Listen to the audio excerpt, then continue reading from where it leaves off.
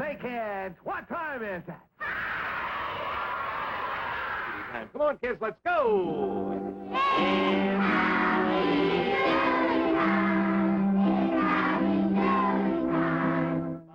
Howdy Doody and Buffalo Bob Smith, pioneers in the early days of television, kept kids across America glued to the set.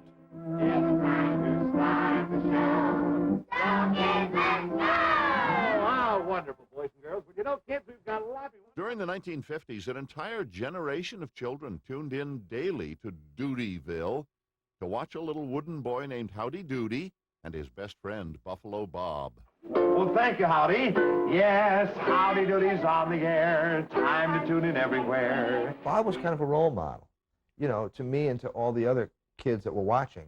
And that was probably my favorite thing about the show, was him being a role model and just kind of looking up to this god of a man, Buffalo Bob. I mean, even when he told you to, you know, go out and do good deeds and save your money and be careful crossing the street, it meant something different and something more coming from him. You know, don't you, honey, that we never chew gum or eat candy before what? Dinner. Before dinner, that's right. There was no better salesman, and there'll never be a better salesman for children than Buffalo Bob. And you know, boys and girls, if you eat Wonder Bread at all your meals, it'll help you grow up big and strong, too.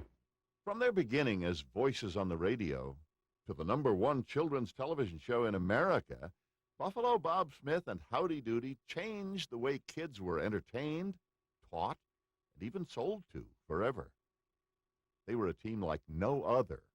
No one had ever seen anything like the Howdy Doody show, and it would be the blueprint for scores of kid shows to come.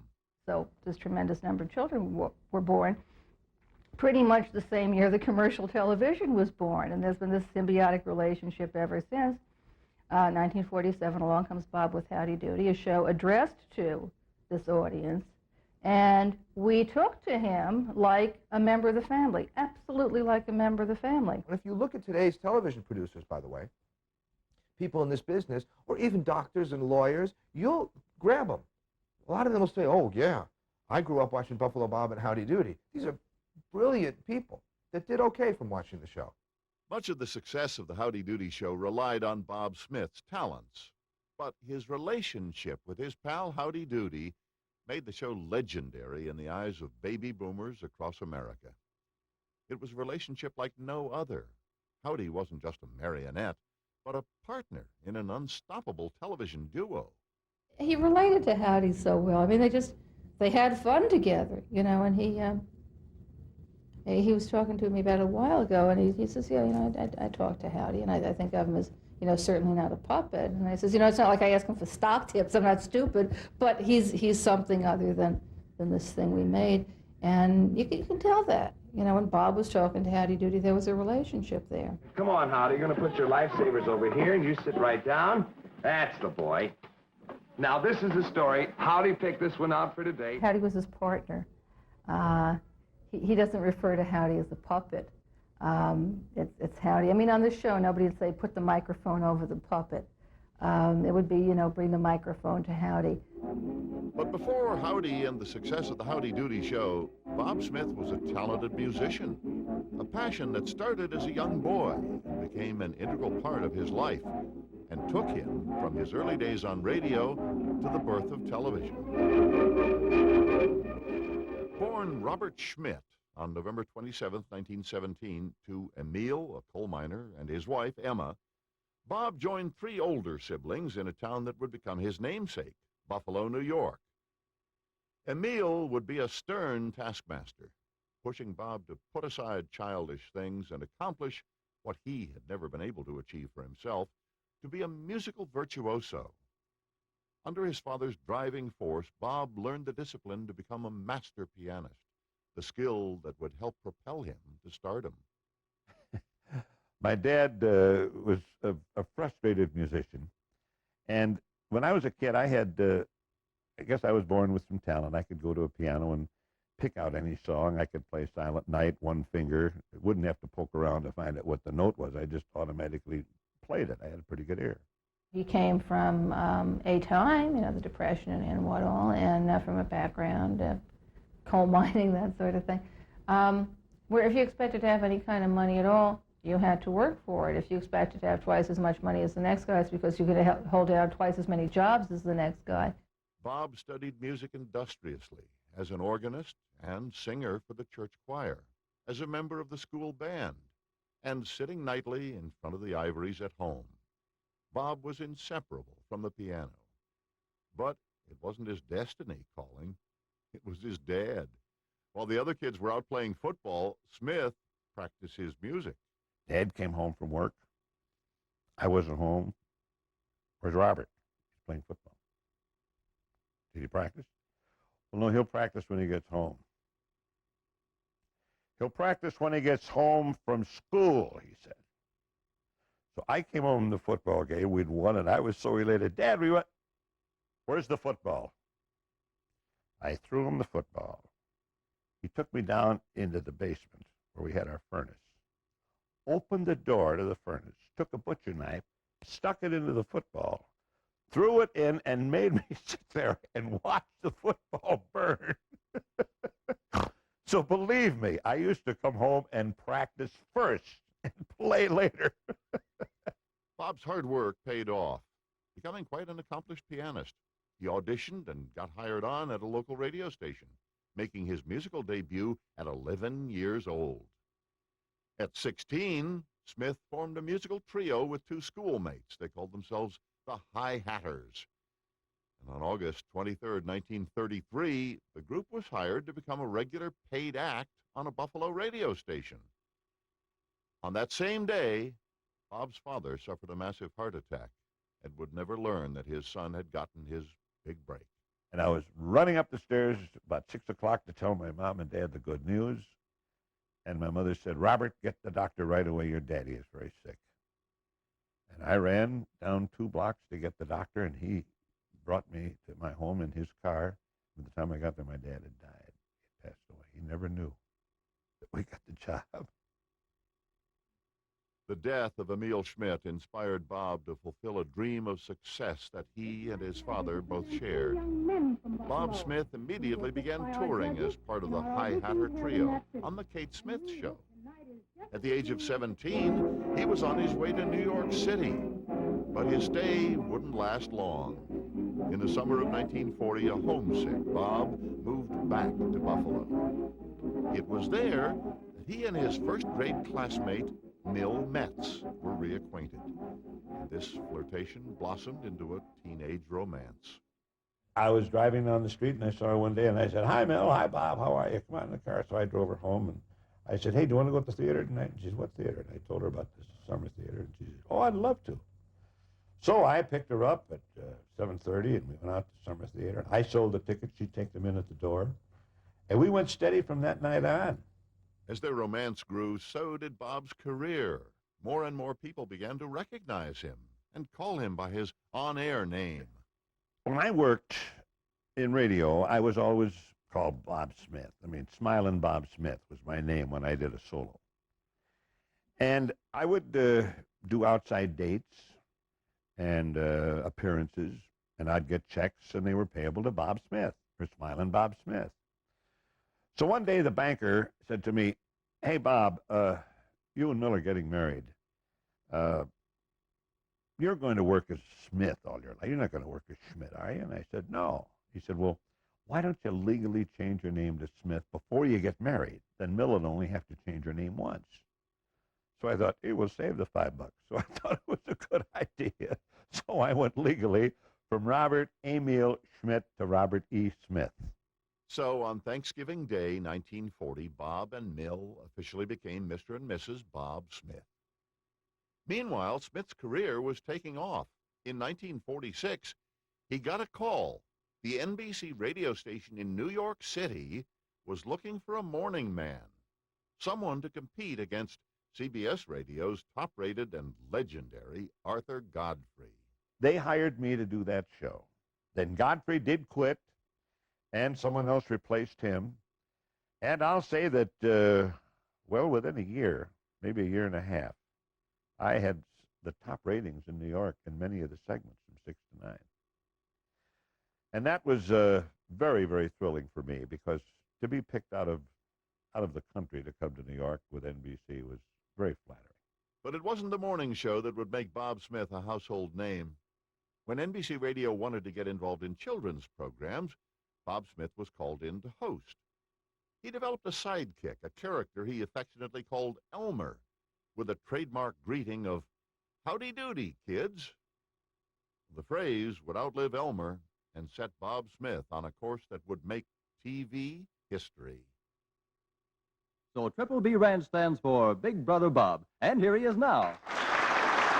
Few radio personalities successfully make the jump to television, but in 1947, 30-year-old Bob Smith did just that.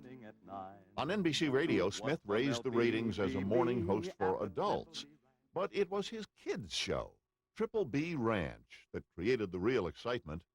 And so Bob got a new ranch hand and some comic relief, a bumpkin named Elmer. Bob Smith also used a falsetto kind of a voice for a little character that he called Elmer. Oh, kids, here comes Elmer. Hi, Elmer. And Elmer would say, oh, well, howdy doody. And then we'd do some real corny hee-haw type jokes. And it would always wind up, I'd say, well, so long, Elmer. And he'd say, well, howdy doody. When Bob would introduce Elmer, Elmer would say, well, howdy doody, folks. Not necessarily kids, but howdy doody, folks. And the voice became, more and more people started to call the voice Howdy Doody rather than Elmer. This was radio. We didn't have a dummy or a puppet or anything. I just talked to myself, as I just did. But the kids would come in and they'd see the show and they'd say, we're disappointed, but we wanted to see Howdy Doody. Well, that gave us two ideas. Let's not call him Elmer anymore. We'll call him Howdy Doody. It's a cuter name. And if the kids want to see Howdy Doody, let's talk to the NBC television people. And who knows, we might do a television show. My boss said, okay, we're going to have a children's show.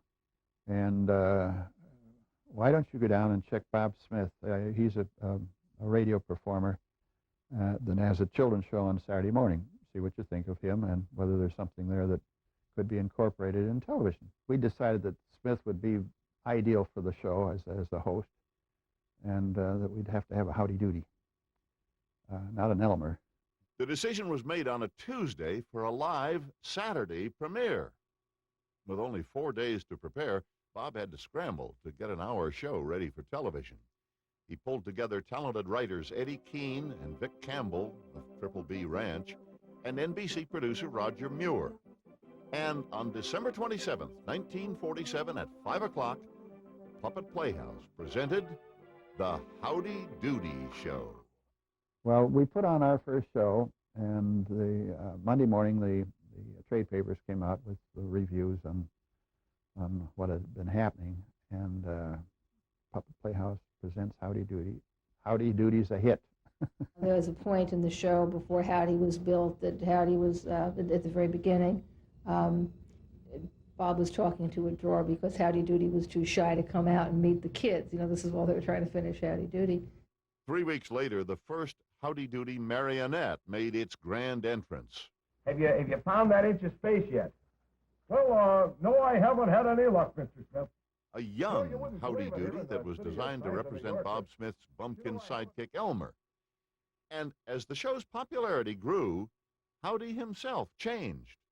He got a complete overhaul to go with his new stardom. I'm sure I saw the original Howdy Doody on TV. I don't remember him all that well. He was definitely out of the old school concept of marionettes where they are kind of ghoulish and exaggerated and terrifying.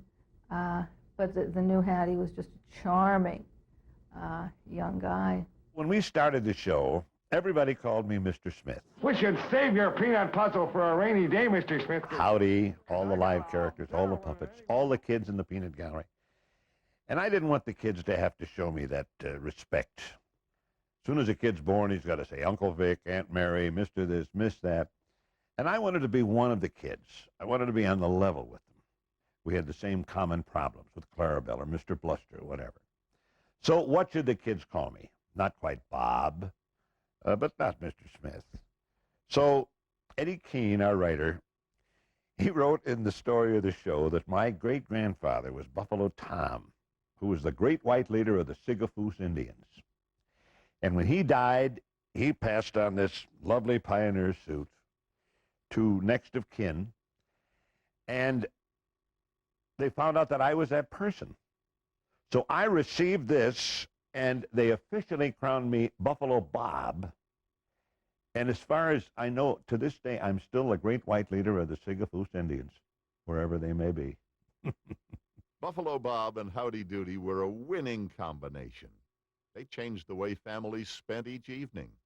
Children couldn't wait for 5:30 to sit and watch Buffalo Bob Smith and the Howdy Doody Show. Well, how it was different than other shows in the late 40s is there just wasn't anything that compared with it. You know, there's a lot of local TV, and there were probably local kid shows on TV, but just nothing that caught on the way Howdy Doody did. When we started in 1947 and early 48, there were no Nielsen ratings or Arbitron or Hooper ratings or whatever, no way to measure what the audience was. Buffalo Bob Smith and Howdy Doody were making their mark on television, and in 1948, an election year, just months after the premiere of the show, Eddie Keene, the head writer, decided to have Howdy run for president. This idea would be the first of many storylines that Keene would create, and its unbelievable response got the show its first sponsor. And we had great campaign songs. I'm for Howdy Doody. Are you? Yes, I am. The kids would holler, oh, there's a Howdy for president. We'll announce on the show that if you're for Howdy Doody, write in and Howdy will send you a button. Now, if any of you kids are for Howdy Doody for president, you send in a self-addressed stamped envelope, and we'll send a Howdy Doody button to you.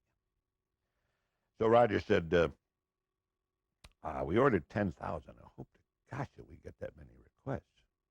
Because if we can prove that we got an audience, we might be sold. You know, we got a sponsor. This was on a Saturday afternoon, remember? And Monday morning, I came into work, and the boss got a hold of me right away, and he said, I think you're in trouble, and I think I'm in trouble, too. He said, I wouldn't be surprised if we both get fired. Well, it was the greatest thing that ever happened.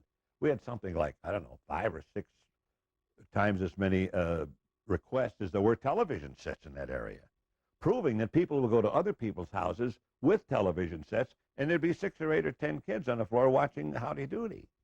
So this is what really got us off the ground commercially. And within, I'll say within 2 months, we were solidly sold out. In the early shows, it was Buffalo Bob, Howdy Doody, and the Peanut Gallery. But soon, Bob needed help, and Clarabelle the Clown was born.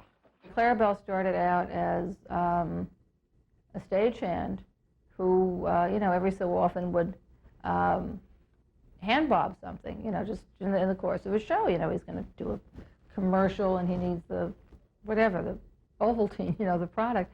So, you know, the guy had handed to him. And one day, one of the NBC executives said to him, you know, Bob, that looks terrible. You can't just have this guy, you know, walking up and handing you something.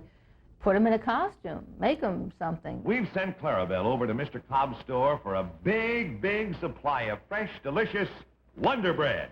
The Howdy Doody show was growing by leaps and bounds. As the audience increased, so did the sponsorship.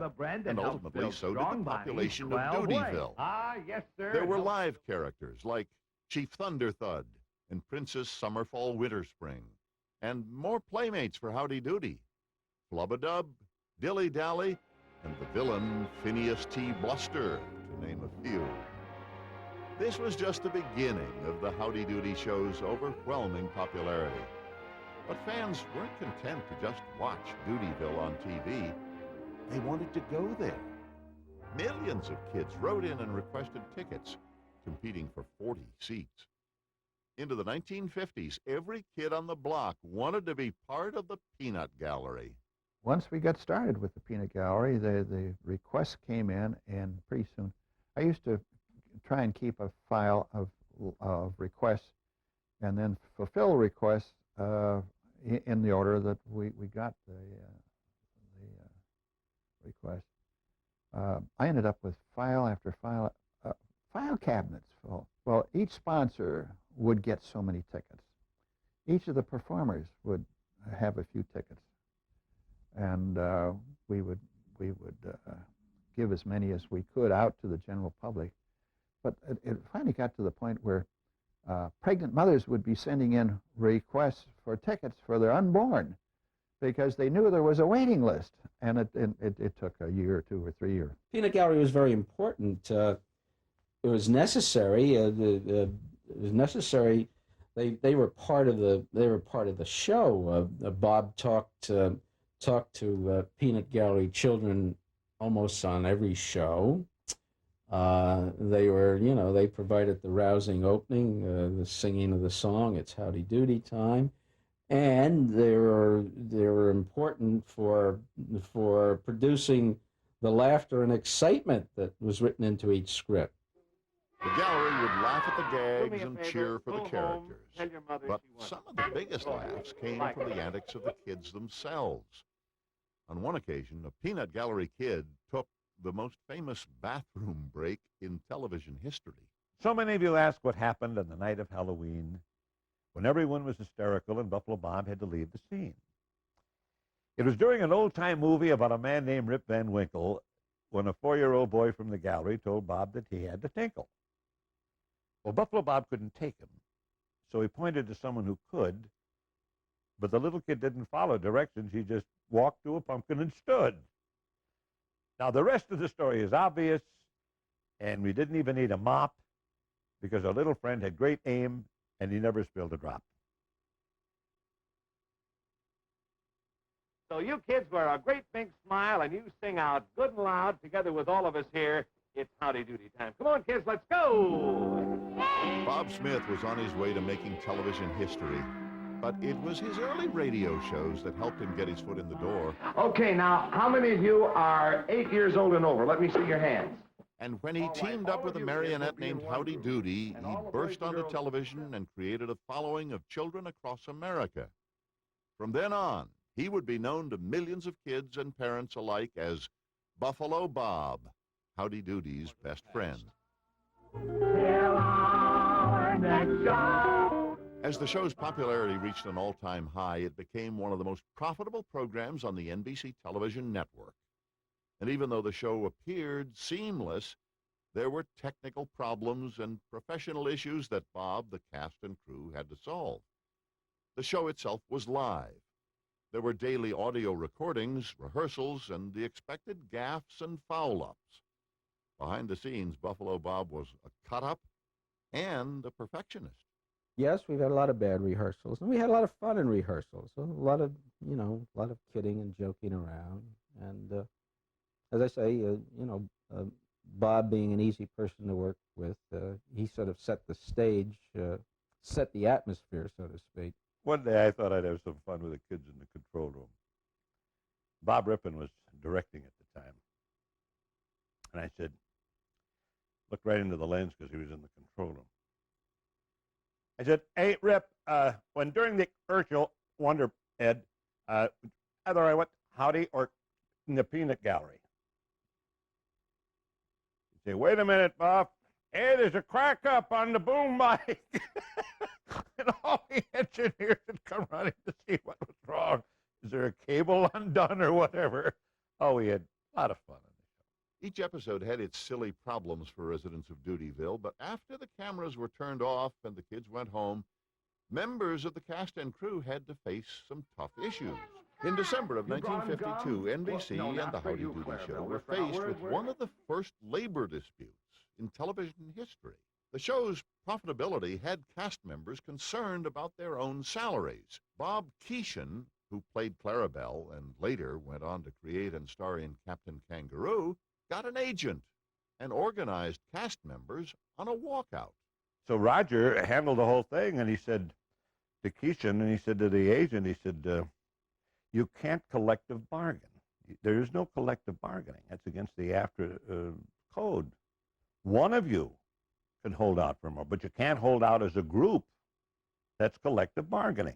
I went to all of the performers involved and told them the same story and said that if they didn't come to terms with us on NBC's terms, that that would be the end of them on the show. Well, the agent convinced them that he was stronger than NBC or the or the contract that we had with AFTRA. So one day I found out we had a big hole in our staff. 4 or 5 of them were no longer with us. After the loss of Clarabelle and 3 other cast members, the Howdy Doody show appeared to be on shaky ground. But Bob Smith placed a call to longtime friend Nick Nicholson back in Buffalo and found not only a new Clarabelle, but a musical arranger as well. The show went on. This is our conductor, Mr. Nick. Hey! After 2 short years as Clarabelle, Nicholson went on to write and arrange music full-time for the Howdy Doody show. Yet another Clarabelle search led Bob to musician Lou Anderson. And Bob Smith had a daytime show beside the Howdy Doody show, and so we were the vocal group on that show. And so when they wanted to make a change, some reason they came to me because I'd been acting like a fool, I guess. And so they said, "Did you want to be Clarabelle?" He happened to be about the same size as Nick, so we got to Lou and said, "Hey, how would you like to come on the Howdy Doody show?" He asked me a couple of questions, can you juggle? No. Can you do magic? No. Can you do anything? No. Perfect. Okay, so they said, Clarabelle's not supposed to be able to do anything anyway. So it worked out good. You're going to play the bass drum. Bass drum, Buffalo Bob. And he's going to play it from the inside, right? Inside, Buffalo Bob. Are you ready, Mr. Nick? I'm ready, Buffalo Bob. Let's go. There you are, Clarabelle. Even though the Howdy Doody show had faced adversity, the show was as celebrated as ever. With its success, sponsors changed the way they looked at their young viewers. 1950 alone saw $15 million generated from Howdy licensed items. Buffalo Bob himself was a stellar pitchman and happy to oblige those clamoring for his services. During the show, Wonder Bread, Twinkies, Rice Krispies, and Campbell's Soup all paid to have their products sold to a nation of hungry kids. At that time, a Mars candy bar was considered nourishment for a child. So that was okay. That was okay. Welch's grape juice was okay. Wonder Bread was okay. But there were many sponsors that they turned down. But there was nobody that could, if Arthur Godfrey could sell for adults, he was the best salesman in the world for adults. There was no better salesman, and there'll never be a better salesman for children than Buffalo Bob. Bob has always said that, he understood the TV had a lot of power to persuade.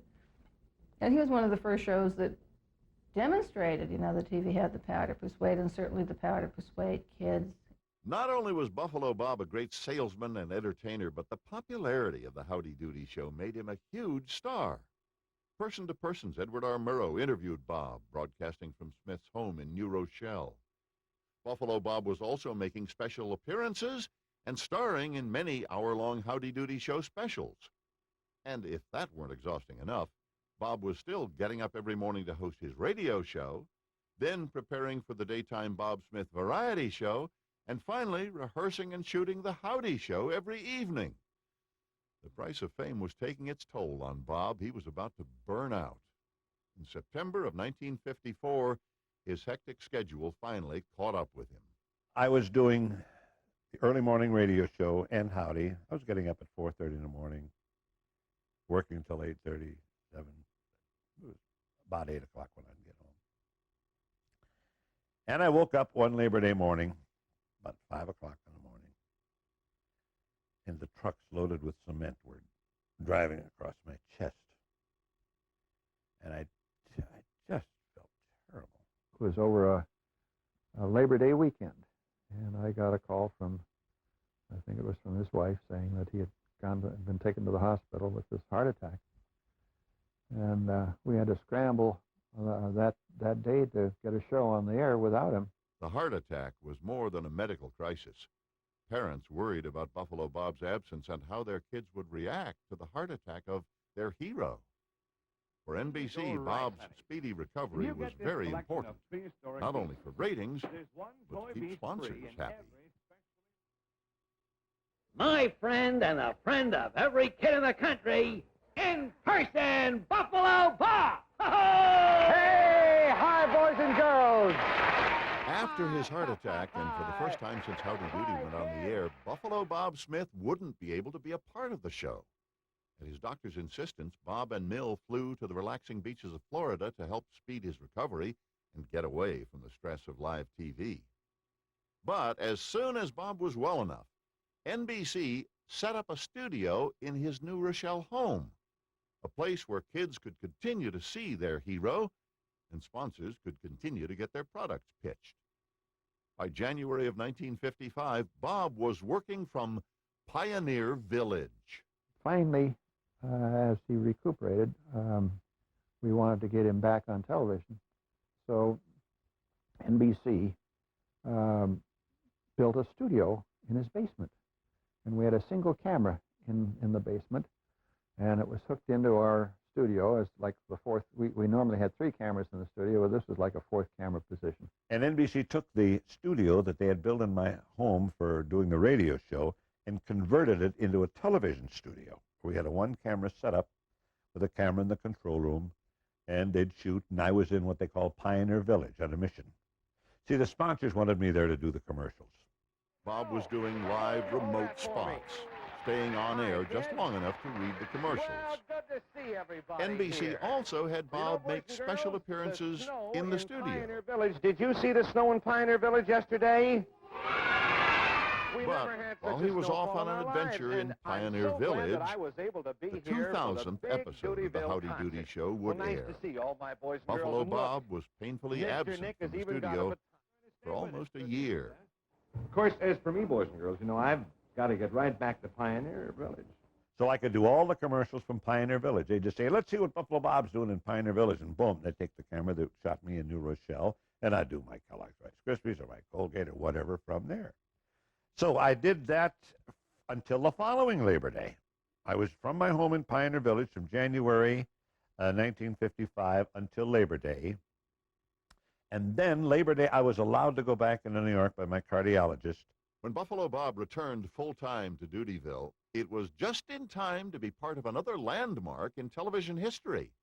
The Howdy Doody show became the first program to be broadcast in living color. We got a call from General Sarnoff saying, go, and we had a title card with our Howdy Doody test pattern on it, and it was the first color scene after the official approval. Making the transition from radio to television, the Howdy Doody show became an advertising and educational leader. And since appearing in living color, it was the hottest thing to hit the air. But there was a new crop of television shows vying for ad dollars and audience ratings, afternoon talk shows and other kids' programs. The Mickey Mouse Club was launched, and for the first time since Howdy's premiere in 1947, the show was faced with real competition. And Walt Disney had come out with the Mickey Mouse Club, which was also awfully good and an awful lot of fun, and was a problem for Bob. I mean, Disney had all the technology in the West Coast, all the technology of, the Disney studios, and Bob was still kind of limited by New York television, so it was a tough contest. They moved us because that was considered prime time then, late in the afternoon, where they could put shows like Mike Douglas and all these talk shows that would appeal to everybody and not just kids for that. You don't find any networks running kids shows in the afternoon. And that's what happened. Cartoons started to happen on Saturday mornings, because we were on Saturday mornings the last year or two. And the whole business just changed, that's all. On September 27th, 1960, the end finally arrived. After 13 years and 2,543 shows, Buffalo Bob and Howdy Doody had their last adventure. An entire generation of kids who had grown up watching the happenings in Doodyville would have to say goodbye. Goodbye from us to you. Even the silent character Clarabelle broke with tradition to bid farewell. And I'll never forget, we knew it was the last show. It was on an hour instead of just a half an hour, from 10 to 11 Saturday morning. Crabbe was always interrupting Bob, saying, I got to tell you something. I got something special. And they kept putting me off and putting me off, till the last 2 minutes of the show. And he said, okay, what is it? What is it, you fool? I don't believe it. You can talk. Well, Clarabelle, this is your last chance. Now, Clarabelle, if you can talk, prove it. Let's hear you say something. He went, I said, you mean you can talk? I said, you can learn? I shook him. I said, well, if you can talk, say something. And the camera dollied right into him, and he looked into the lens, and he said,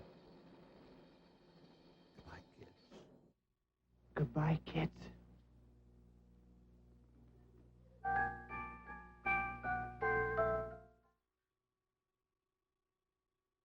After the Howdy Doody show went off the air, an entire generation of kids would no longer be able to enjoy the stories and characters that made Doodyville real. And even though Buffalo Bob returned to the world outside television, he kept up the same frenzied pace. But this time it was business ventures. Retirement saw Buffalo Bob as the owner of a liquor store in upstate New York.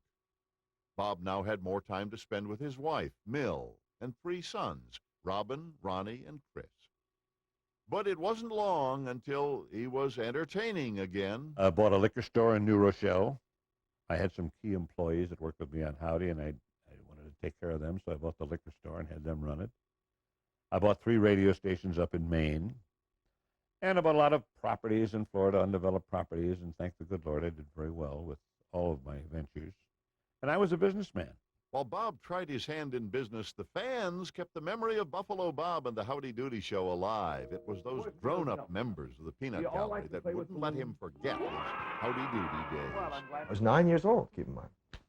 And after school at 3 o'clock in the afternoon, I got on the bus, and I took this M bus from the south end to the north end, and I walked around, a little kid.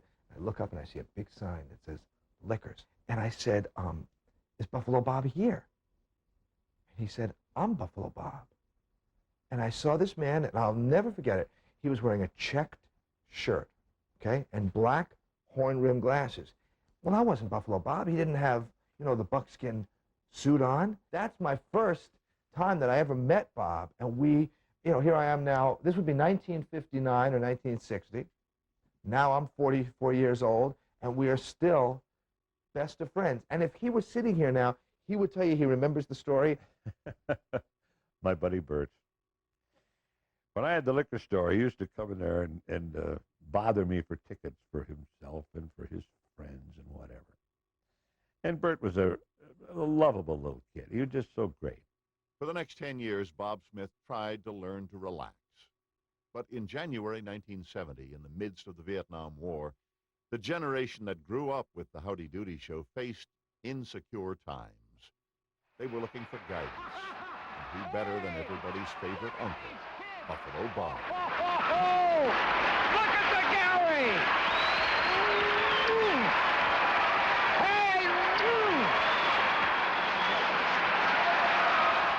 He walked out on stage, and the place went nuts. So they gave him a standing ovation. And in a way, it was like he's come back to help us. In other words, he's been away for so long. We're in the midst of this war. We didn't want to be in this war. Where's this person this father image? And there it was Buffalo Bob. We've had our rehearsal, now let's do it! It's Howdy Doody time. I mean, it was nuts. It was insane. He got very emotional. And every show that we did, once I joined him, it was the same thing. You would see long-haired freaks, guys, that looked like dope fanatics, I'm not saying they were, would come over to Bob and say, can I hug you? Oh, who is the clown on Howdy Do? Clarabelle. He now is Captain Kangaroo, Clarabelle. And it was then that I realized really what an integral part of the kids' lives the Howdy Doody show was. And still is. And I guess in the next 6 years, I did over 500 different colleges. After the colleges, the college kids graduated and then got married and had kids, and the next outlet for Bob was shopping malls. When we do malls today, it's basically the alumni that are the ones that promote the families going to see us. And the kids don't know any more about Howdy Doody than what the parents told them. But the alumni bring the kids, and the alumni bring their parents because they watched them when they were kids. So we're actually entertaining the three generations. Bob singing, playing piano, me playing clarinet, and then busting balloons and playing the seltzer, the shell game where he gets squirted and all that stuff. And so it's kind of the same thing we were doing, but it appealed to the mothers and fathers and their mothers and fathers, and then the little kids who wouldn't remember it at all, of course. So we had three generations coming to those shows. The kids got into it right away. Buffalo Bob hadn't changed. He was still entertaining and doing what he did best. The generation that had grown up with Howdy Doody was now taking their kids to see Buffalo Bob Smith, to be entertained by the same stories that made them laugh and cheer over a decade earlier. You see Bob come out, and like maybe the first thing he'll say is, "Hey kids, what time is it?" Which, we respond to, "Oh, it's Howdy Doody time." And that's like the last time he's talking to people my age. And then immediately he has such a rapport with kids. The revival was such a huge success, the decision was made to make a TV comeback. Their syndicated show, The New Howdy Doody Show, lasted from August 1976 to January of 1977. It was a pale shadow of what Howdy had been in its prime. We had so much wonderful press all over the country that there were requests to syndicate the show. And I think the show would have been a success, really, had we stayed with the old formula. By 1987, Buffalo Bob had earned his place in television history. 40 years after Howdy made his debut, Bob Smith, Clara Bell, and Howdy Doody were honored at the Museum of Broadcasting. It was also the year of Howdy Doody's 40th anniversary special. Nationally syndicated by over 200 stations across the country, it featured Johnny Carson, Milton Berle, and former Peanut John Ritter, among many others. You get the seltzer! Today, Bob and Mill live in North Carolina. He still tours regularly, making kids of all ages smile and laugh with the help of his sidekick Howdy and friend Clara Bell. Bob was talking to one child. So when I was watching, he was talking to me. He wasn't talking to you. He was talking to me. It was my show. And when we did the 40th anniversary show, I reminded him of something. I can't stand up, but I'll tell you, he used to stand in front of that peanut gallery, put one hand in his pocket, and lean into the camera. Really talk to that person at home. It was magic. Hey, yes, sir. So long, kids. See you on television.